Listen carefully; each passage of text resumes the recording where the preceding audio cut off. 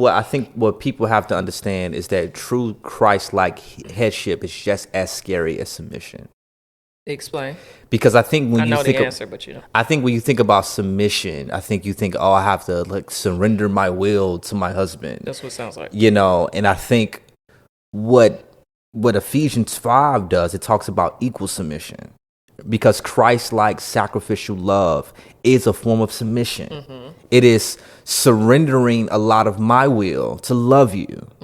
Right. And so it isn't necessarily making all the decisions all the time or being the one who calls all the shots. It is like, it literally says, husbands, love your wives like Christ loved the church and gave himself up for her. How did Christ do that? He loved the church before the church loved him back. Mm-hmm. And he loves the church even when the church fails him. Mm-hmm. And so what God is calling the husband to do is to literally do that. It's saying, no, even when your wife is mean to you, I'm still calling you to love her even when she doesn't submit. Mm-hmm.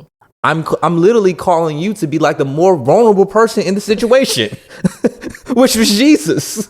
It's like, how is it not vulnerable? Yeah. And so if we look at the way Jesus led, he did not come and saying, everybody submit to me. He didn't say that. He literally came and was like gentle with his people. Yeah. You know what I'm saying? And he died. And he died. Yeah, that's the thing. And so if you're truly walking in Christ-like headship, you are consistently being in the place of vulnerability.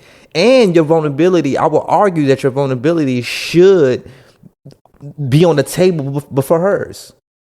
Because the church vulnerability. So give us an example of that. The church vulnerability, like before the church even responded to Jesus, mm-hmm. Jesus made himself vulnerable for us on the cross. Before the church can even respond. Mm-hmm. And so I think that if a husband doesn't consistently feel vulnerable in his marriage, he's probably not leading well. That's what I'm trying to say. Oh. If you feel like the one that's always in control, you're probably leading more like a Pharisee than Jesus. Because that's what God had to show me. Mm-hmm. God literally had to show me, Preston, you've become more like a Pharisee to Jackie than Jesus. Mm-hmm. And that it was hard for me to swallow that pill. But it was true.